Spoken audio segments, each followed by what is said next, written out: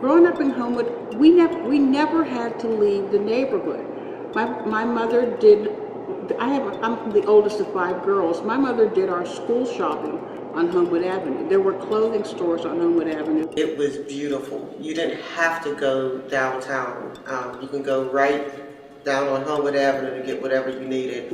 2 grocery stores. We had a Donahoe's and a Vilsack. We would go to night gym. We would go to the Kingsley House. We would go swimming, Homewood pool. We really didn't have to leave the neighborhood. I remember spending a great deal of time on a few streets where I had family, where I swear every weekend it was somebody's birthday, it was some holiday, with something. It was just a lot of fun. Your mother would say, get outside. After you did your chores, you can go outside and have a ball. You had to be back by the street lights before they came on. But it was just, I remember it being so cultural, being proud to be an African American. Unfortunately, after the riots of 1968, that all changed.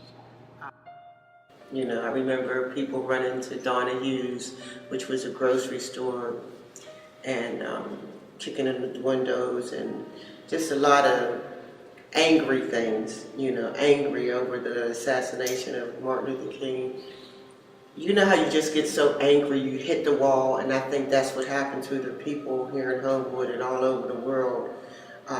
Just so angry because we had somebody who was talking about peace and love and inclusion of everybody, and then to be taken away. I've watched, just for instance, Westinghouse would, 2:30 kids would get out of school and streets be packed with kids walking, coming in here, just even if they weren't buying anything, they were looking.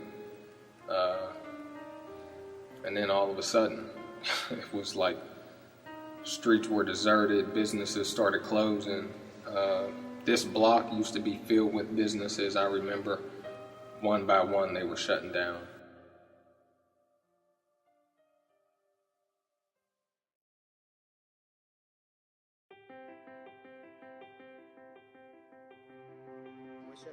Yeah, wow. So the Children's Village story, to me, I think is so interesting. We started the conversation out years ago, particularly around, what can we do in this neighborhood to make it better for children?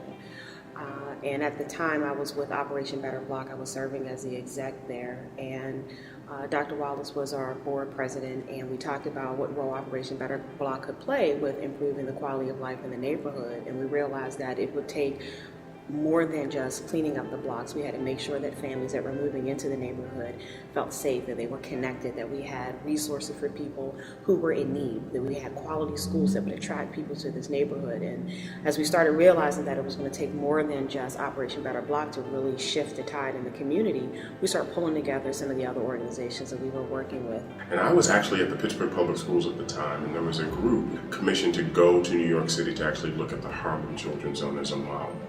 And so I was fortunate enough to go on that trip with the first group of about 20 people to go to Harlem to see what Jeffrey Kennedy was doing there to make sure that the children's lives in Harlem were improving. What we found was that there was an amazing amount of care and love and detail put into place to support the children that they were serving in the Harlem Children's Zone.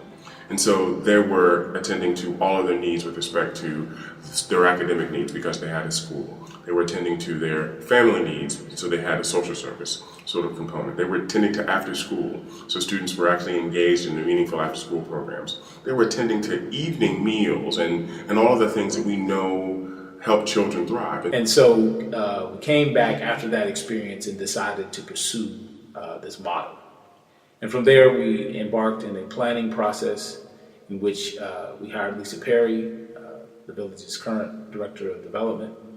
And between Aaliyah Durham and I and the other members of the planning committee, built the infrastructure of what was to become the Children's Village here in Homewood. We have to remind people that we are not the Harlem Children's Zone.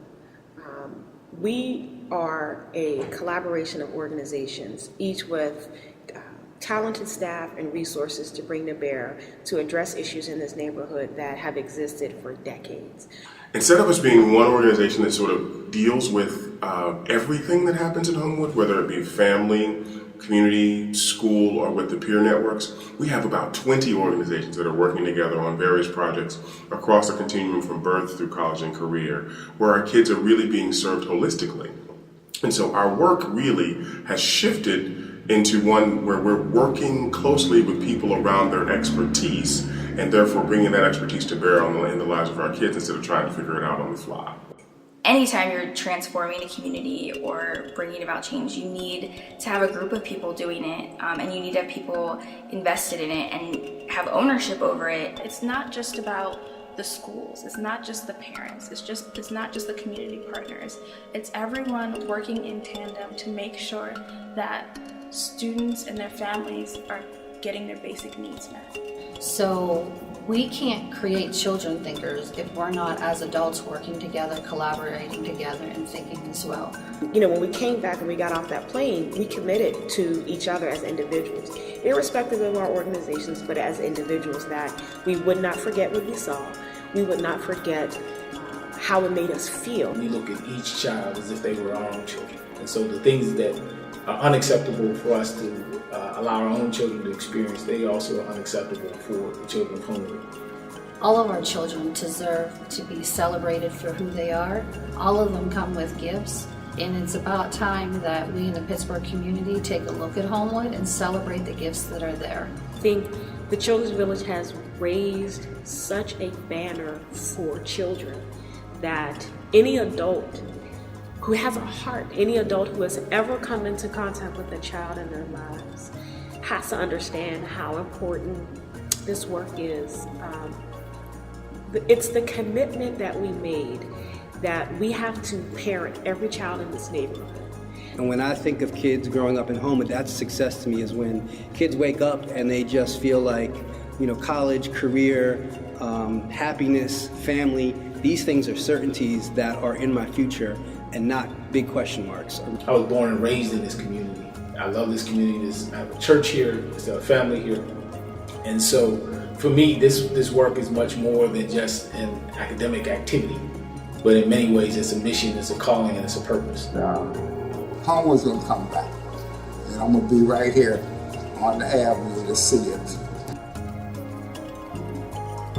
I'm Carrie Klauser. My name is Luann Zorinsky. I am the village. I am the village. And I am the village. My name is James Brown, and I am the village. I'm John Wallace. I am the village. My name is Aaliyah Durham, and I am the village. Marcus Dorsey, I am the village.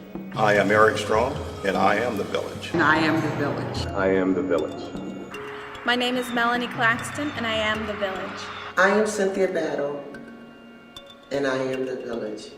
I am Derek Lopez. I am the village.